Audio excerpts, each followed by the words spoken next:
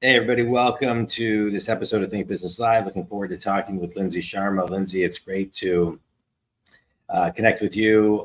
So thanks so much for being on. Looking forward to talking about what you do, which is you buy distressed properties and flip them or keep them in your portfolio in the residential space. So I'm looking forward into diving into that because I think a lot of people have a lot of interest in it.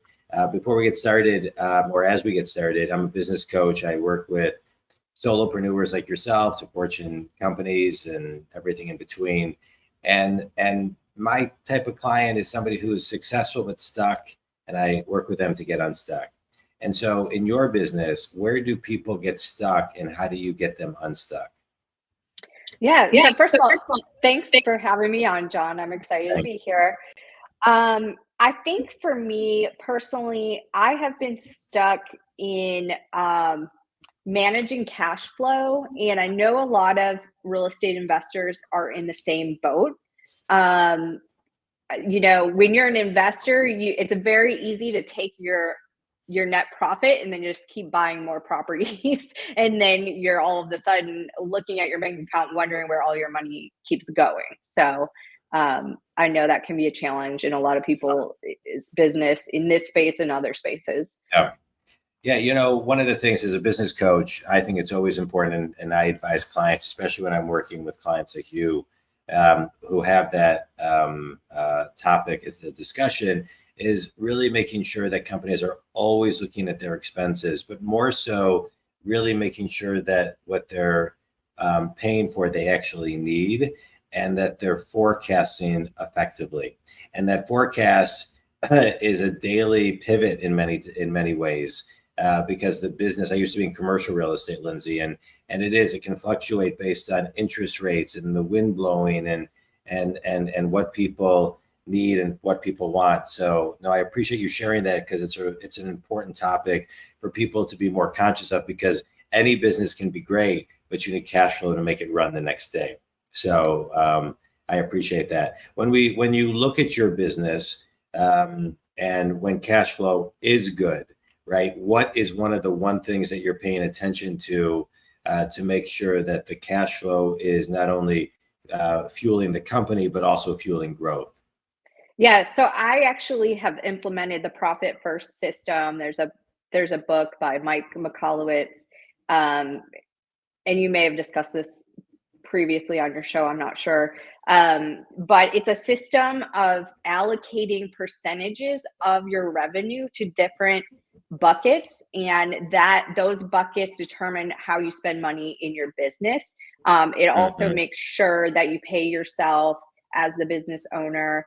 And so that's, keeping that system in place really helps me make sure that I'm adequately using the money in my business for the right things.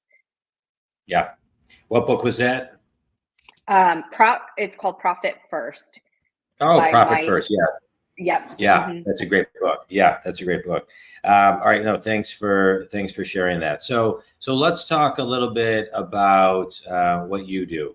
If you go to your website, lspropertybuyers.com, one of the first things people see is tired of stressing over the sale of your home. And so, talk a little bit about what you do, because you are in buying residential. You buy residential homes, typically some that are in distress. You'll flip them, you'll keep them, etc. It's a very appealing business to many people. I think many people actually think it's easy business, and it is not easy business. No. There are a lot of moving parts. And so talk a little bit about, how you look at margins and profits, right? Because those are really important, especially in all businesses, specifically yours. Yeah. So the interesting thing, so what I do essentially is I market direct to sellers who maybe have some older homes that might need repairs. And also I target these lists by maybe a situational factor, like I can pull a tax delinquent list. So property owners who are behind on their property taxes. So certain things like that. Usually these people have a problem or issue with the property or a financial situation, and listing the property on the traditional real estate market may not be the best solution for them. So I can come in as either the end buyer, a cash buyer, and I can buy the property quickly, helping them resolve some of those problems. And that's essentially what my business does. The tough thing about this business is the real value here is solving problems, and the problems can vary widely. And another difficult thing about this business is, unlike a retail business where you're ordering inventory, maybe from a manufacturer or something you kind of have control of, this business is you're making deals. So you have to go out and find those deals. You can control your marketing spend. You can make sure you're consistent in your marketing. And there's different levers you can pull in your business to increase your success. But a lot, some of it just goes down to effort and luck. And it can be a little difficult in that respect. Well, when hustle meets, luck, right? I mean, you're in a business that requires hustle and grit and grind to find it. So, but I want to do a mini business course with you on something you just talked about, which is solving problems, right? And that is so important, and solving problems, and for all generations, specifically ones who are in college right now, as we record this in 2024, coming out of college and just in general being able to critically think and be a problem solver. That is going to differentiate so many people and give you the edge. And so if you had to extract 3 things that people should think about when it comes to problem solving and solving problems, what would those be, starting with number 1? I would say ask a ton of questions. Asking questions is going to help you understand the problem, right? Yeah. So ask as many questions as you can. I would say be a good listener. So, you have to process the answers to those questions by being a good listener. And number 3, I would say, find out who can help you with solving those problems, instead of trying to figure out everything yourself. Who knows the answers to those questions? Yeah, I'll just have a thought on that too. When you talk about asking questions, the person who asks the question controls the conversation. And so being good at asking questions is key. Actively listening and reflective listening are so important in any type of problem solving, to really hear what's not being said, so you can bring it to the surface, and asking for help and having mentors and coaches around you. All of that, so important. So thank you for that, Lindsay. So let's talk about you for a second. Business is never a straight line, and so rewind for me. How you got to today. What's the 60-second story of how you got here, Lindsay? Yeah, so I graduated from college in 2007, and we all know 2008 was a huge financial crisis. I had a degree in graphic design. I had a really hard time finding a job in my field. I kind of job hopped throughout my 20s. I was chronically underpaid for the work that I provided. And so I started freelancing as a designer, and that sort of forged me into entrepreneurship. And I learned that through entrepreneurship, I could have more control over my time, the money that I want to make, and various other benefits that comes with owning a business. I also learned how difficult it is to, have a business. And from there, I started learning about passive income, building wealth. I was really working on my financial education, and I found real estate to be a really good strategy for building wealth and passive income. And so I kind of made the career switch to real estate investing. I actually worked for another investor for 3 years as his executive assistant before I started my business and actually started building my portfolio. Right. Learn the business, get in the field, listen to your gut, pivot, make changes. I love that story. That's great. I want to do a mini life course with you based on some of the stuff that you shared.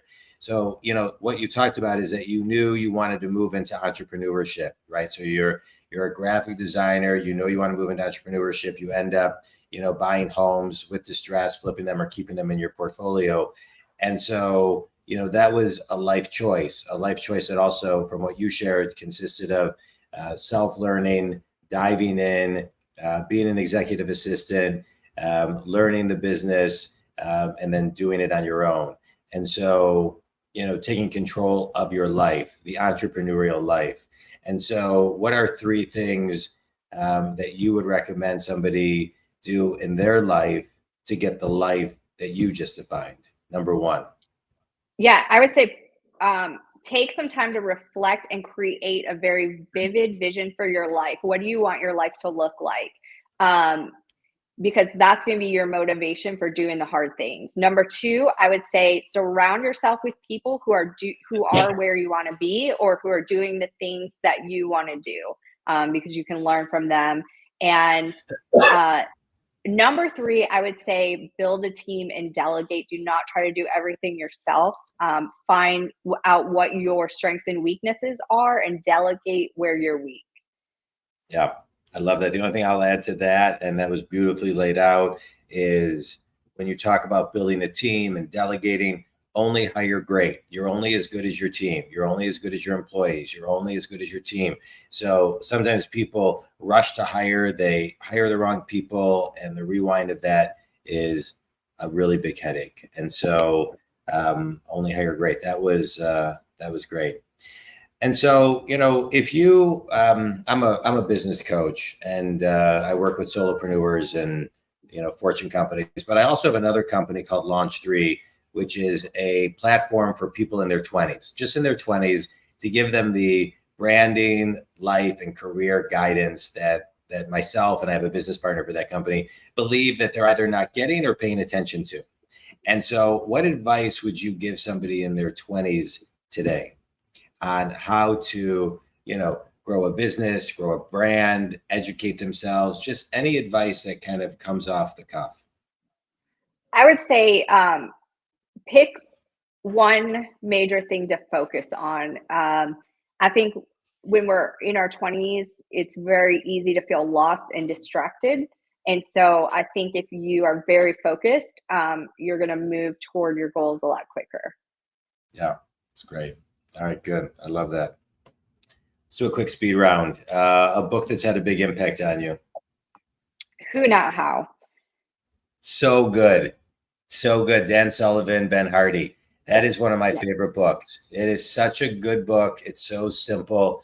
I love that book. It's funny. Yesterday, the guy had a Ben Hardy, Dan Sullivan book too that I interviewed. Best piece of wisdom you've ever received?